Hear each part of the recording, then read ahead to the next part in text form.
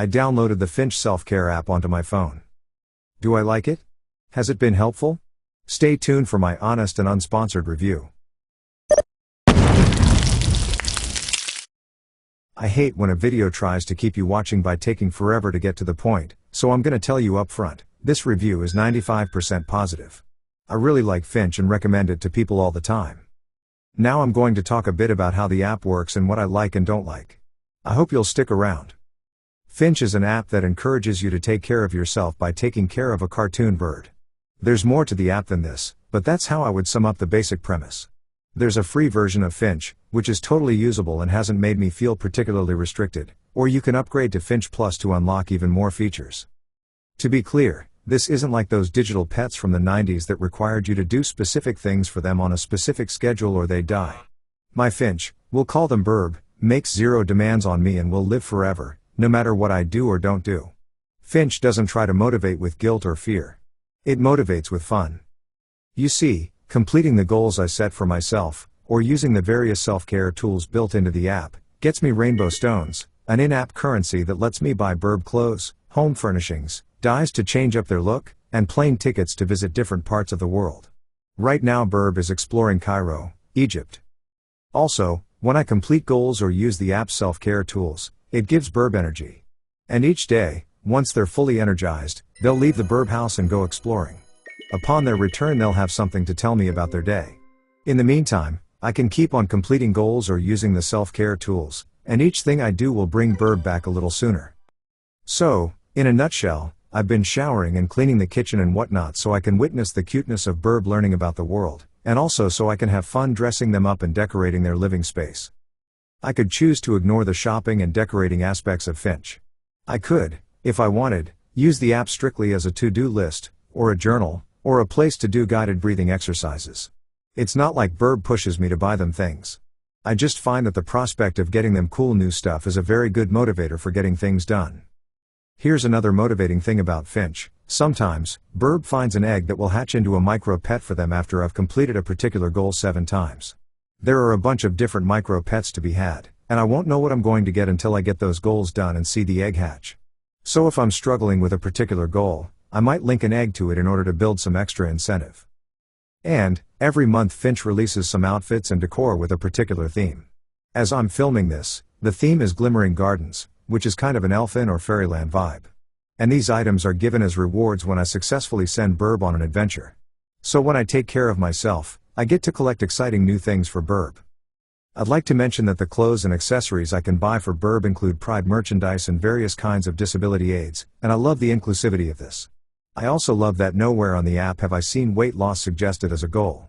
Gentle exercise to keep my body in good working order, yes. Eating more veggies so my body is well sustained, yes. But not weight loss per se. Which is great because diet culture can bite my entire ass. I've been using the free version of Finch for approximately 5 months now, and as I've said, it's helped me a lot.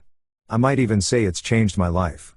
I downloaded it because ADHD, low-key clinical depression, and a general lack of energy had me struggling to get out of bed and do anything. Finch slowly and gently helped me establish a new baseline of eating pretty regularly, doing okay in the personal hygiene department, and keeping the kitchen and bathrooms clean. I've since managed to maintain this baseline reasonably well despite my brain being full of chaos goblins and sadness. For the record, I did do a 1-week free trial of Finch Plus at one point to see what it was like. These are my findings. Mostly, having Finch Plus meant having more of everything. More things available in the shops, more daily travel options, more self-care tools at my disposal, etc. I will note here that while most of the self-care stuff on Finch has some options that are behind a paywall, the first aid kit, which has tools to help deal with panic attacks and emotional crises, holds nothing in reserve. It's all free, all the time. Having Finch Plus also meant having more slots for saving favorite outfits, colors, and Burb house decorating schemes, so I could toggle Burb and their Burb house between drastically different looks without having to select each item individually. In the free version I still get 2 slots for favorites in each category. But with Finch Plus, the slots are infinite. And that's the one feature I truly am tempted to upgrade for. Finch Plus also lets you choose which icon represents each of your goals, versus the app picking something automatically that may or may not make any sense. To sum up, my guess is that the Finch app might not be very motivating to people who don't care much about fashion or home decor, or folks who need the threat of consequences or punishments in order to get things done. But for me it's been great, and although the free version suits my needs well enough, I like the idea of upgrading to Finch Plus in order to unlock all the features and help support the developers. But, oddly, the cost of upgrading seems to vary. Which brings me to my one considerable frustration about this app. I could swear that at some point early on in my Finch journey, the app said that upgrading to Finch Plus would cost me $14.99 per year. This amount was manageable for me, but I hadn't been using Finch for very long and wasn't ready to commit to anything yet. So I stayed using the free version for the time being. Then at some point I noticed that the price for upgrading was now $41.99. And I thought, okay, I guess the lower price was an introductory offer. I don't remember any fine print saying that, but whatever. A while later, I'd fallen in love with the app and decided that I was tentatively willing to shell out that $41.99, but now the app said that upgrading would cost almost $100. A while after that, I got a notice that the price of upgrading would go down in increments after I'd completed a certain number of days on the app, and I haven't been told anything different since. Finch's pricing structure finally appears to be transparent and consistent. And I've hit their alleged current lowest price point of $52.99 per year. But that's a bit higher than I'm comfortable with, and also I'm holding a grudge about the previous lack of pricing transparency, so I still haven't upgraded. The last time I checked the pricing, it was still $52.99 for me because I've completed 100 days, but they're now claiming this was marked down from $167, which it wasn't. Finch, what are you doing?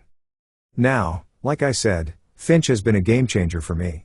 It feels like it was carefully and lovingly designed by folks who understand mental health struggles and genuinely want to help. I'm inclined to believe that they're good people with a good app and just don't realize how weird and scammy their pricing comes across. But if you decide to give the app a try, do your due diligence to make sure it meets your own standards of safety and integrity. And if you try Finch, love it, and get a cheap offer to upgrade to Finch Plus, jump on that offer because it probably won't last. That's all I have to say for now. If you enjoyed this video, I hope you'll hit the like button and subscribe to my channel. Thanks for watching.